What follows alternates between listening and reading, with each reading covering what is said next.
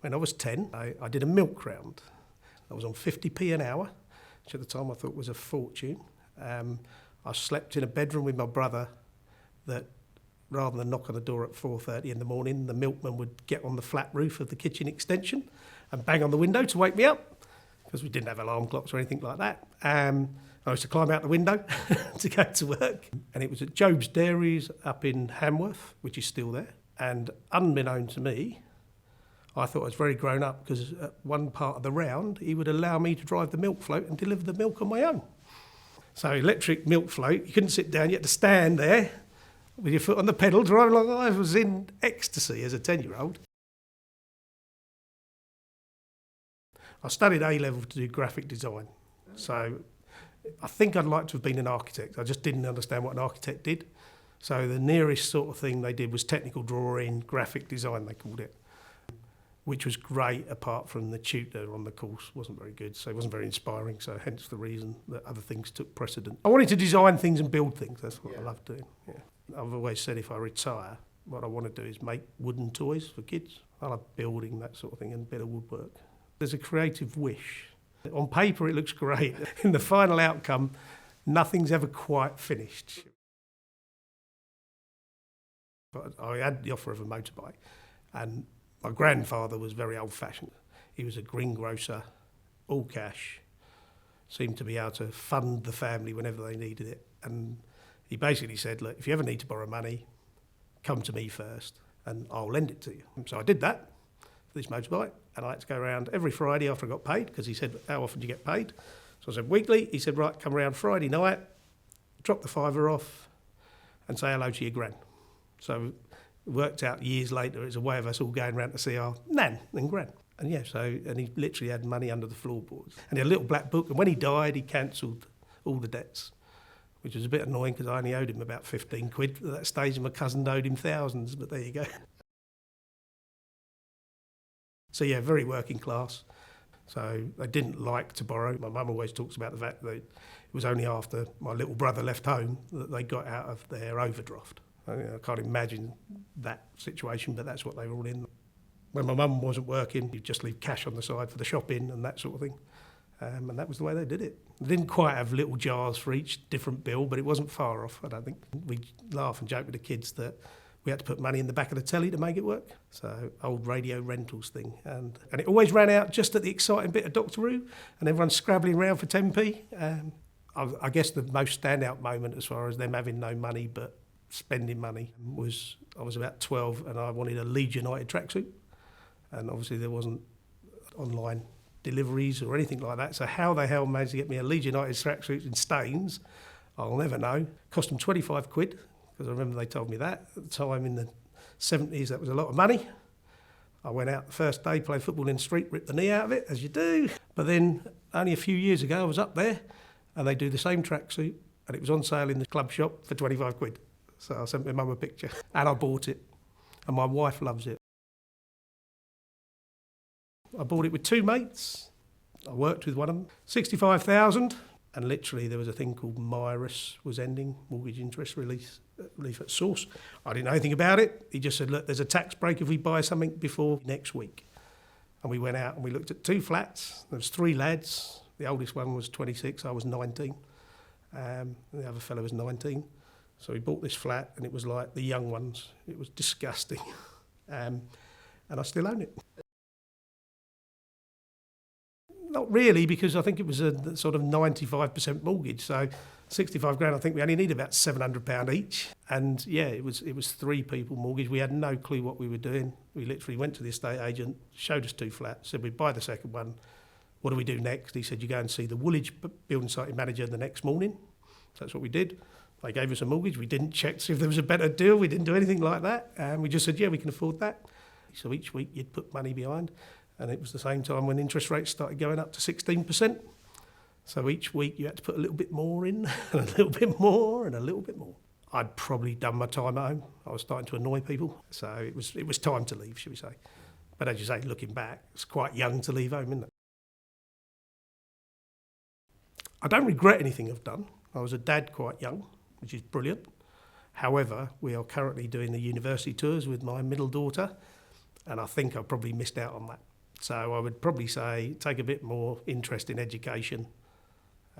Don't think you can do it all yourself and enjoy it, you know. But at the time, it was all about earning a few quid.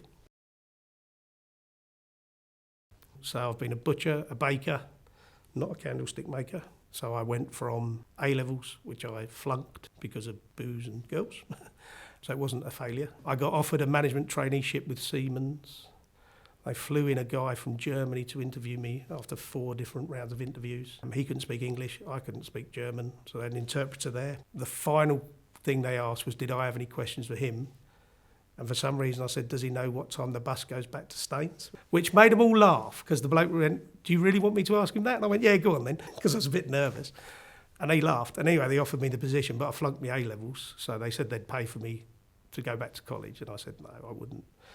So I then immediately left, and it was the days where you could just walk into another job. So I then sold vacuum cleaners door to door for 3 days until I wrecked a relative's carpet. Long story, but basically it was supposed to clean the carpet and I connected it up wrong, and it just basically blew out all the rubbish that I'd collected all over a yellow shag pile carpet. Till the day she died, she had a big rug over the patch that I'd ruined, and my uncle still reminds me of it. Then I got a management traineeship with a company that supplied kitchens and bathrooms. I thoroughly enjoyed that because it was all youngsters. So I worked in everywhere from the warehouse to the accounts department. Then got offered a job with a company called Merchant Investors, which were an insurance sales company, up at Centre Point Building. So I did all the 80s, big braces, Ferraris, phone the yellow pages, you know, live life to the full. What I hadn't realised was I was self-employed, so it meant they didn't pay me. So by the end of it, I'm skipping over the sort of gates at this station to get on the train because I had no money, so that finished. I then built exhibition stands and ran a factory building exhibition stands for a number of years. Then did fireproofing on oil refineries and building sites. So my claim to fame in my building is that we fireproofed the Docklands Light Railway. And one of the stations was South Quays, and it got blown up by the IRA and it didn't catch light. So we were quite proud of our fireproofing skills, shall we say. I ran a bar for a mate of mine on a Saturday night and a Sunday lunchtime. But it was quite a famous restaurant bar where all the film stars from Shepperton Studios used to go. So he paid me good money to do that. And then I got into insurance with the Pearl Assurance. And from there I specialised in mortgages. I could see the benefit. My dad died young, so the difference to someone's life that the money can make. Of course, emotionally it can't change anything, but financially it takes the pressure off. It was great job satisfaction. Could I honestly say it was as good as a nicely built woodworking project? No. It sounds daft. However, it was close. And when you see the difference it makes to someone's life, it's brilliant. Only once in the last 30 odd years have I ever had someone who said, look, Steve, I don't want the money. And it was because it was an older person whose son had died and his son had some insurance. I hadn't sold it to him, it was just on the policy I was administrating. And he said, look, I don't want the money. And I can understand why, but obviously you have to pay out. So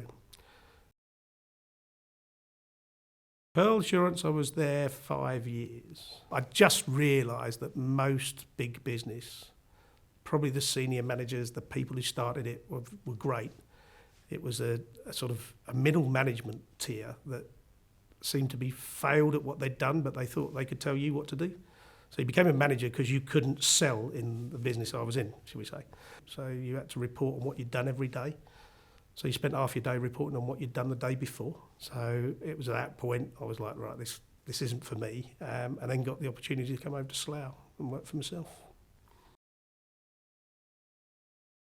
I got recruited. So at the time, if you were any good in the insurance industry, there was lots of advisors, but there wasn't many good advisors, should we say. So insurance companies wanted to sell insurance, and a way to almost guarantee selling insurance is to do a mortgage. So they then worked out that if they trained people to do mortgages, they'd sell insurance. So they had brokerages linked to individual insurance companies, and it was one of those where they were tasked with finding someone to support that brokerage, and they found me. I went to work with this other fella, realised again he was exactly the same as all the other middle managers.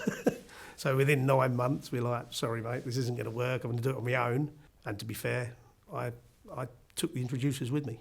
that I'd built them up. He just knew them in the first place. Yeah, and that's how we started.